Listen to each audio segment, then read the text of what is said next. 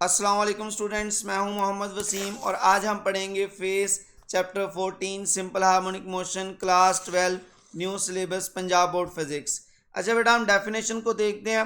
The angle theta is equal to omega t which specifies the displacement x as well as direction of motion of a point executing simple harmonic motion is called phase. तो हम कहेंगे phase basically theta angle है जो omega T के बराबर होगा, जो specify करेगा किसको, डिस्प्लेसमेंट एक्स को, एज वेल एज आप कह सकते हैं डायरेक्शन ऑफ मोशन किसकी, एक पॉइंट की जो एग्जीक्यूट कर रहा है सिंपल हार्मोनिक मोशन, तो वो उसका क्या कहलाता है, फेज कहलाता है।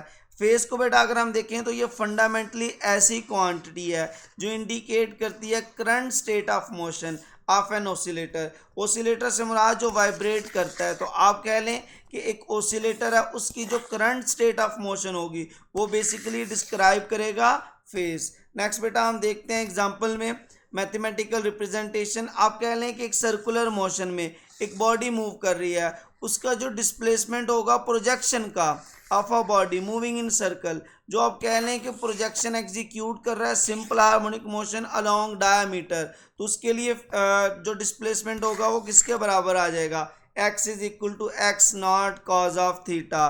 तो इसमें बेटा जो एंगल थीटा है जिसे हम ओमेगा टी भी कह सकते हैं, वो किसके बराबर होगा, फेज के बराबर हो जाएगा। बेसिकली बेटा ये theta is equal to omega t आता कहाँ से है, हम जानते हैं ओमेगा किसके बराबर होता है, थीटा बाय टी। और अगर बेटा एंगुलर वेलोसिटी के साथ टाइम को मल्टीप्लाई कर दिया जाए तो आपके पास जो थीटा है वो ओमेगा टी के बराबर आ जाएगा। ठीक है। नेक्स्ट बेटा हम देखते हैं कि किस तरह से ये थीटा एंगल या ओमेगा टी स्पेसिफाई करते हैं डिस्प्लेसमेंट को as well as direction of motion of an oscillator. अब कह लें कि theta is equal to zero है, थीटा जीरो पुट करें बेटा। नेक्स्ट आप देख सकते हैं x is equal to x not cos of zero आ जाएगा, और कॉज जीरो किसके बराबर होता है, वन के बराबर आ जाता है। तो बेटा यहाँ पर जो एक्स की वैल्यू होगी वो एक्स नॉट के बराबर हो जाएगी।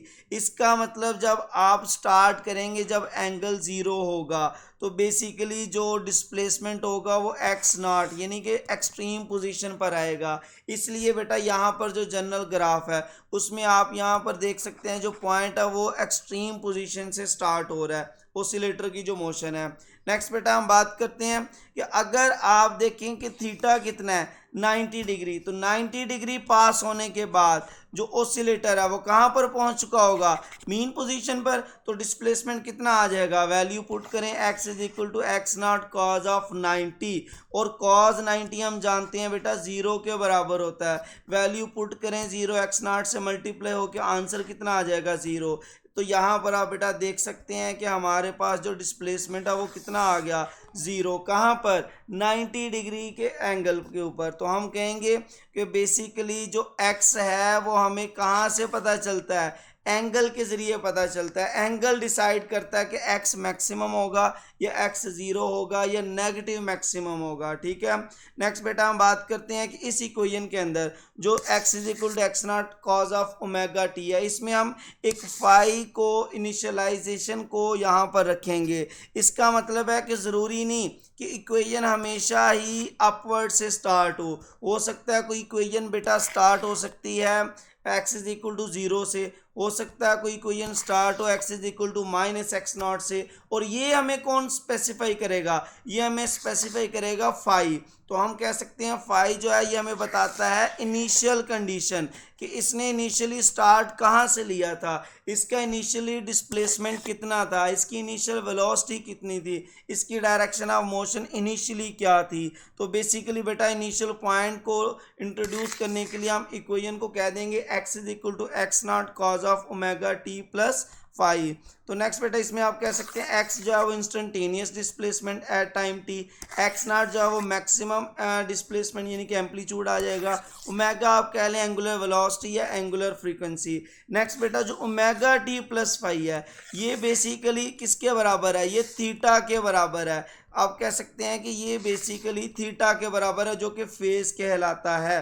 तो यहाँ पर आप देख सकते हैं it is the phase of motion यानी कि time varying quantity describe state of motion at a given time.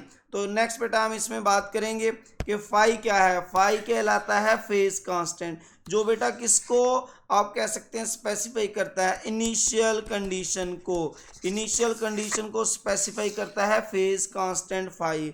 Next बेटा हम इसमें कुछ एग्जांपल्स देख लेते हैं, यहाँ पर मेंशन की हुई हैं।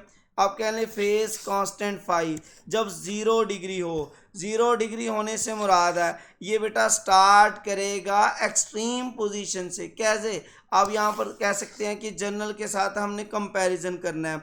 जो ऊपर ग्राफ था ये बेटा जर्नल ग्राफ था, इसी के साथ अब हमने इसको कंपेयर करना है। तो यहाँ पर आप बेटा देख सकते हैं कि जब फाई 0 हो तो क्या आ जाएगा answer, x is equal to, basically formula क्या था, x is equal to x not cos of omega t plus phi. Phi की जगह 0 पुट किया तो ये सिर्फ क्या रह जाएगा, x is equal to x not cos of omega t. तो यहाँ पर बेटा आप देख सकते हैं x is equal to x not cos of omega t आ जाएगा। इसका मतलब जो यहाँ पर फेज होगा वो 0, फेज डिफरेंस 0, या फिर आप कह लें कि ये इन फेज आ जाएगा विद जर्नल ग्राफ। तो यहाँ पर बेटा हम देखेंगे एट पोजीशन जब टाइम 0 t/2 और t होता है, तो ये बेटा आपके पास टाइम एक्सिस है। इस टाइम एक्सिस पर हमने इनिशियल देखना 0 टाइम, फिर हमने देखना बेटा t/2, और फिर हमने देखना बेटा टाइम जो कंप्लीट हो जाता है t। तो आप देख सकते हैं 0 t/2 और t के ऊपर ये एक्सट्रीम पोजीशन पर लाई करता है। तो यहाँ पर हम लिखेंगे बेटा कि या इस पोजीशन पर ये एक्सट्रीम पोजीशन पर होगा। यहाँ पर आप देख सकते हैं जब 0 टाइम है तो ये x0 पर मौजूद है, जब t/2 टाइम है तो ये -x0 पर मौजूद है, और जब t टाइम है ये फिर से +x0 पर मौजूद है। इसका मतलब ये एक्सट्रीम पोजीशन पर लाई करता है। नेक्स्ट बेटा हम बात करते हैं इसमें position eight t/4 and 3t/4। तो आप देख सकते हैं ये है t/4 और ये है 3t/4। इन दोनों पोजीशन के ऊपर ये मीन पोजीशन पर लाई कर रहा है। तो हम कहेंगे कि इन दोनों पोजीशन पर इसका जो एंगल होगा वो क्या आ जाएगा, यहाँ पर बेटा 0 डिग्री, यहाँ पर 90, तो पहला आपके पास π/2 या फिर 90 आ जाएगा। आगे बेटा आ जाएगा 180 और आगे 270, और 270 को हम रेडियन में देखें तो 3π/2 की इक्वल होता है। तो बेसिकली एंगल भी यहाँ पर बेटा स्पेसिफाई कर दिया है। ठीक है, नेक्स्ट बेटा हम और एग्जांपल्स की बात करते हैं। जैसा कि जब फाई यानी कि आपके पास फेज कांस्टेंट 90 डिग्री हो जाए तो फिर क्या वैल्यू आएगी, x is equal to x not cos of omega t plus 90 degree.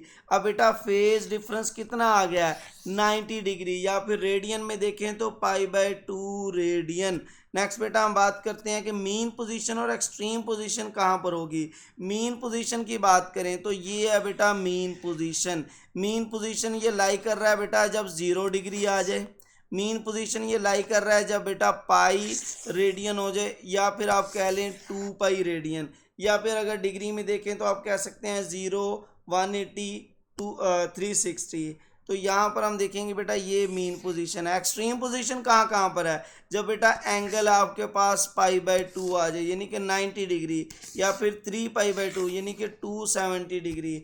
तो ये बेटा आपके पास एक्सट्रीम पोजीशन आ जाएंगी। नेक्स्ट बेटा जब फाई यानी कि फेज कांस्टेंट 180 डिग्री होगा तो फिर हमारे पास डिस्प्लेसमेंट की वैल्यू क्या आएगी, x is equal to x not omega t plus 180 degree. तो ये बेटा वैल्यू आ जाएगी। नेक्स्ट हम कहेंगे अब ये क्या कहलाएगा, आउट फेज। आउट फेज या फिर कह लें phase difference is equal to 180 degree या फिर 2 रेडियन। अब बेटा ये कहाँ से स्टार्ट होगा, बेसिकली आउट फेज के केस में आप कह लें ये माइनस से स्टार्ट होगा, -x0 से। आपको पता है जनरल इक्वेशन +x0 से स्टार्ट होती है, तो ये बिल्कुल उसके अपोजिट आ जाएगा। इसकी जो मीन पोजीशन होगी बेसिकली उसकी एक्सट्रीम होगी जनरल की, इसकी जो एक्सट्रीम है बेसिकली उसकी मीन है, तो ये दोनों अपोजिट में आ जाएंगी। यहाँ पर आप देख सकते हैं कि ये जो एक्सट्रीम है ये 0 और पाई और फिर आप कह सकते हैं 2 के ऊपर लाई करता है, जबकि बेटा इसमें जो मीन पोजीशन है वो आप देख सकते हैं 90 डिग्री, 270 डिग्री एट्सेट्रा। नेक्स्ट बेटा हम बात करेंगे साइड बॉक्स इन्फो। इसमें हमने कहना है वैल्यू डिपेंडेंसी। ये जो हमारे पास फेज कांस्टेंट है ये किस पर डिपेंड करता है? It entirely depend on displacement and velocity of particle at initial time t is equal to 0। तो बेटा जैसे हमने पहले भी डिस्कस किया कि जो फाई है ये इनिशियल टाइम पर जो डिस्प्लेसमेंट और वेलोसिटी होगी वही डिसाइड करेंगे फाई कितना होगा, ठीक है।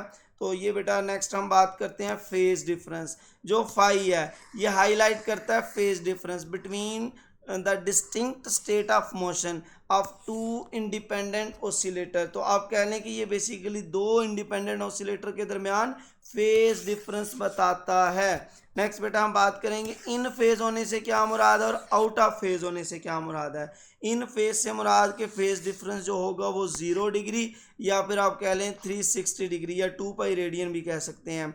और आउट ऑफ फेज से मुराद है बेटा कि हमारे पास 180 डिग्री या फिर आप कह लें पाई रेडियन जो है वो फेज डिफरेंस आ जाएगा। नेक्स्ट बेटा हम इसमें टेक्स्ट बुक एग्जांपल देखते हैं 14.4। स्टेटमेंट क्या है? 0.5 kg मैस है अटैच किया हुआ स्प्रिंग कांस्टेंट किसके साथ? 200 न्यूटन पर मीटर स्प्रिंग कांस्टेंट है। मैस आप कह लें कि वो डिस्प्लेस किया है 0.2 मीटर के साथ फ्रॉम इक्विलिब्रियम पोजीशन और फिर रिलीज कर दिया जाता है इसको। नेक्स्ट बेटा बताना क्या? Find the displacement velocity and acceleration at t is equal to 0.5 second. अब बेटा इसमें ओमेगा कैसे फाइंड होगा? Omega is equal to square root of q over m. कैसे पता चला? ये बेसिकली बेटा आप कह सकते हैं कि मैं स्प्रिंग सिस्टम में से जो ओमेगा वो निकाला है।